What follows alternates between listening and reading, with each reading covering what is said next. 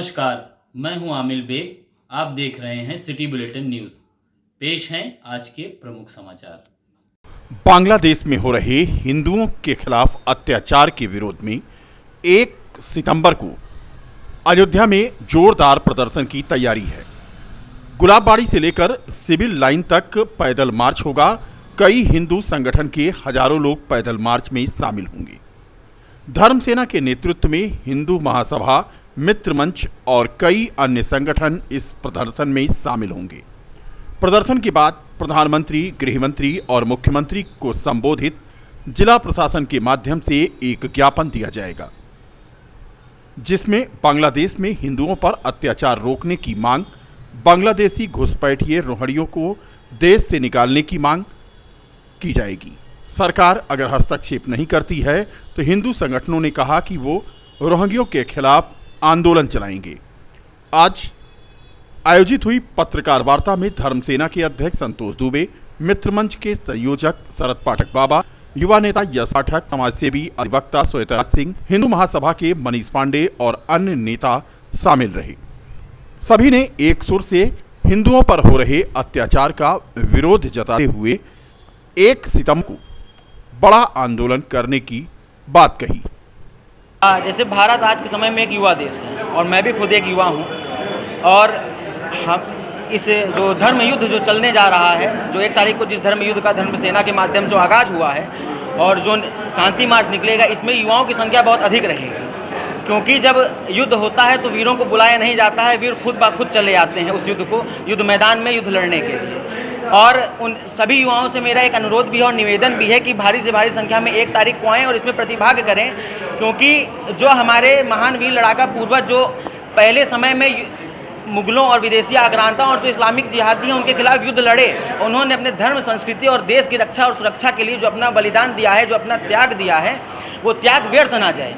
आज हम भगवा वस्त्र पहन रहे हैं, हम हिंदू हैं, सिर्फ उनकी देन है। तो भविष्य में जब हमारे बच्चे बड़े हों, हमसे वो पूछें कि आपने अपने धर्म, अपने संस्कृति, अपने देश के लिए आपने क्या किया, तो हमारा सर हमेशा गर्व से ऊंचा होना चाहिए और हम भी बता पाएँ कि हमने भी अपने धर्म, संस्कृति और देश के लिए हमने भी त्याग किया, हमने भी तपस्या की है। तब जाके आज हमारी सनातन संस्कृति, हिंदू संस्कृति और हमारा भारत देश, भारत भूमि आज बची हुई है।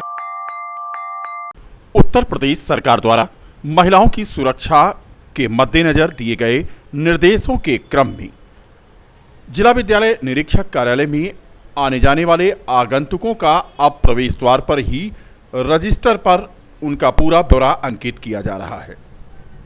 जिला विद्यालय निरीक्षक राजेश कुमार आर्य ने बताया कि हर आने जाने वाले का ब्यौरा दर्ज किया जा रहा है, किस कार्य से वह कार्यालय में आए हैं और किस पटल पर किससे मिलना है, यह सब ब्यौरा लिखा जा रहा है। उन्होंने ये भी कहा कि निर्देश दिए गए हैं कि किसी भी पटल पर कोई भी पत्रावली 1 सप्ताह से ज़्यादा लंबित न रहे। जिला विद्यालय निरीक्षक ने बताया कि महिलाओं की सुरक्षा के मद्देनजर यह निर्देश शासन की तरफ से प्राप्त हुए हैं, जिसके अनुपालन के क्रम में अब उनके कार्यालय के प्रवेश द्वार पर ही एक रजिस्टर के साथ एक अधिकृत व्यक्ति को बैठा दिया गया है और कार्यालय में आने वाले प्रत्येक व्यक्ति को अब अपना पूरा ब्यौरा दर्ज कराना होगा कि वो कहां से आए हैं, किससे मिलना है, क्या है आदि। शासन के द्वारा कार्यालयों में कार्यरत महिला कर्मचारियों की सुरक्षा संरक्षा के दृष्टिगत कार्यकारी सिद्धांत नीति निर्देश जारी किए गए हैं, जिसके तहत कार्यालयों में उनकी सुरक्षा सबसे महत्वपूर्ण है। प्रत्येक कार्यालयों में एंट्रेंस पॉइंट पर ही कार्यालय के कर्मचारी को बैठाया जा रहा है और रजिस्टर दिया गया है।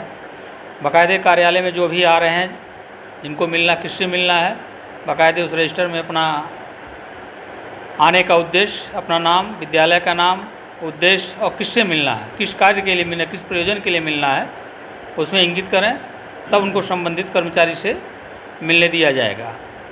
और साथ ही साथ कार्यालय के प्रत्येक कर्मचारी को भी ये निर्देश जारी कर दिया गया है, किसी भी प्रकार से 1 सप्ताह से ज़्यादा उनके पटल पर कोई पत्रावली लंबित न रहे।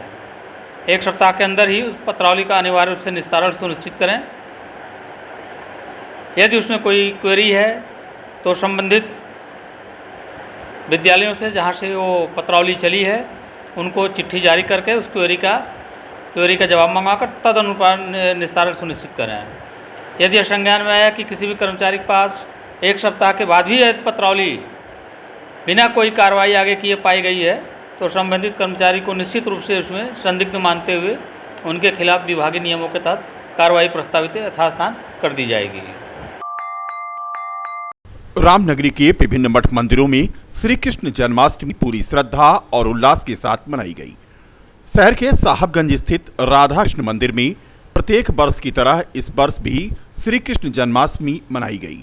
राधा कृष्ण मंदिर के व्यवस्थापक सूरज भानपाल ने बताया कि प्रत्येक वर्ष की भांति इस बार भी कृष्ण जन्माष्टमी यहां मनाई गई, जिसमें पूरे दिन मंदिर के अंदर भयो यशोदा नंदन की जय, माखन चोर की जय, हाथी घोड़ा पाल की जय, कन्हैया लाल की आदि के जय घोष गूंजते रहे। रात 12 बजे भगवान श्री कृष्ण का जन्म केक काट करके यहां पर मनाया गया। उन्होंने कहा कि पूरा परिवार और मोहल्ले के लोग इसमें सहयोग करते हैं और सौभाग्य की बात है कि वह अयोध्या के रामपथ पर स्थित राधा कृष्ण मंदिर के व्यवस्थापक हैं। उन्होंने कहा कि इस बार उत्साह ज़्यादा है। का मंदिर है, हम लोग हर साल की तरह इस साल भी हम लोग पूरे उत्साह के साथ पूरा जन्माष्टमी का पूरा पर्व जो होता है मनाते हैं और बड़े धूमधाम से पूरा परिवार, पूरे मोहल्ले वाले सब अपना उसी में अपना सहयोग रहता है। समूह के साथ मिल के हम लोग एक बहुत बड़ा उत्साह जो है भगवान राम कृष्ण जी का जो है मनाते हैं अयोध्या में। और बहुत हम लोग सौभाग्य है कि हमारे अयोध्या में राधा कृष्ण का मंदिर है यहाँ पर, और हम लोग साहिबगंज में बगल में राम जी का मंदिर, बगल में राधा कृष्ण का मंदिर है। ये बहुत हम लोग का उत्साह की बात है कि साहिबगंज के अंदर ऐसा मंदिर कहीं मिलेगा नहीं आपको। और हम लोग इस उत्साह में साल भर करते हैं कि हर कब साल आए हम लोग इसको पूरा करें। उसे आज जन्म होगा, फिर दूसरे दिन गीत भजन होंगे, भगवान की बधाई गाई जाएगी। तीसरे दिन पे जो है छठी का, उसका 6वें दिन छठी पूजी जाएगी। ऐसे ही सारे 6 दिन का पूरा प्रोग्राम रहता है। रोज़ एक ना एक कोई प्रोग्राम भगवान का जो है भोग लगना, सब वैसा भोग लगता है। हरेरा का इसका सबका भोग लगता है। इसी को हम लोग पूरे साल अपने एकदम पर्व के तरह मनाते हैं। बहुत बड़े हमारे श्री कृष्ण जी का पूरा जन्म हुआ था, उसी को हम उत्सव करते हैं। और पूरे मथुरा, वृंदावन, ये सब जहाँ पर पूरे हिंदुस्तान के अंदर पूरे भगवान श्री कृष्ण का और राम का तो ही वही वो है, वही हम लोग मनाते हैं। और और क्या भंडारा होगा छठी वाले दिन, पूरा प्रसाद वितरण होगा।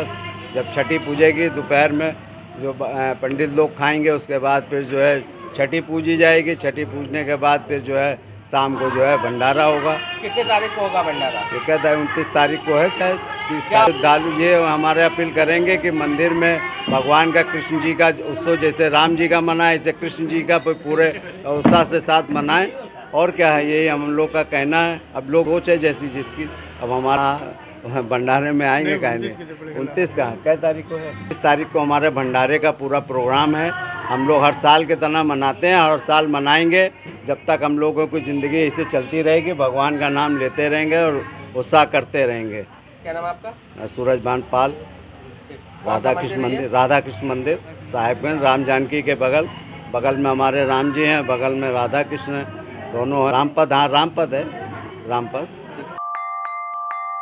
उत्तर प्रदेश माध्यमिक विद्यालय प्रबंधक संघ के तारुण के अध्यक्ष राजेश सिंह ने आरोप लगाया है कि शिक्षा क्षेत्र तारुण में गैर मान्यता प्राप्त विद्यालयों में अभिभावकों को मूर्ख बना करके बिना मानक और बिना भवन के स्थानांतरण प्रमाण पत्र लिए बिना केवल आधार पर कक्षा 6 से लेकर 12 तक की प्रवेश लेकर कोचिंग का रजिस्ट्रेशन करा करके पूर्ण रूप से विद्यालय का संचालन कराया जा रहा है, जिसकी शिकायत उन्होंने मुख्यमंत्री, जिलाधिकारी, जिला विद्यालय निरीक्षक तथा बीएसए के अलावा खंड शिक्षा अधिकारी तारुण से की है।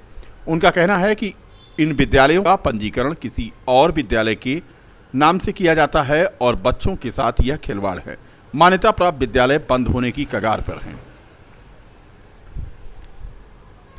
क्या मामला है और क्या है? सर माखे थे और खोल रखे हैं। बाबा गजेंद्र उत्तर माध्यमिक विद्यालय हमारा विद्यालय चलता है सर। और हम 20 लाख रुपया सर लोन लिए हैं, सरकार द्वारा लोन लिए हैं, जो नहीं दे पा रहे हैं। और इसलिए नहीं दे पा रहे हैं कि यहाँ पर हर 1 किलोमीटर पे विद्यालय चला, जो जिसका मानता एक भी नहीं है वो इंटर कॉलेज चला रहे हैं। हमारे यहाँ पे पड़ोसी अधिकारी या कर्मचारी के माध्यम से ज़िले के भी लोग अधिकारी कर्मचारी मिले हैं, अधिकारी तो नहीं कहेंगे लेकिन कर्मचारी मिले हैं। जब भी आते हैं ये लोग तो 10,000 20,000 लेके जाते हैं सबसे, और यहाँ के हम लोगों से भी आते हैं, लेकिन हम पैसा नहीं देते सर। इसी कारण से इतना प्रताड़ित है कि विद्यालय बिल्कुल ऐसे ऐसे सर विद्यालय खुले हैं कि हमारे पास प्रूफ है, एक बच्चे का 3 जगह नाम है। इंटर में, हाई स्कूल में हमने हमारे माध्यम से इंटर में 2 मार्कशीट 2 प्रवेश पत्र आया है। ऐसे हमारे पास प्रूफ हैं सर, जब आपको ज़रूरत होगी तो हम दे देंगे। 4 बच्चे ऐसे मिले हैं कि नाम मेरे यहाँ, प्रवेश पत्र किसी और के यहाँ से, 2 बच्चा मेरे यहाँ से परीक्षा दिया तो और सबसे बड़ी गलती सर ये है कि जो बगल के विद्यालय हैं जो इनका नाम लिखते हैं, ये फर्जी नाम लिख लेते हैं, टीसी हो या ना हो, चाहे जैसे नाम लिख लेते हैं। था सर, पिछले बार शिकायत किया था, 7 विद्यालय हमारे यहाँ चिन्हित किए गए थे शिक्षा विद्यालय निरीक्षक की तरफ से, लेकिन वो आज भी विद्यालय चल रहे हैं।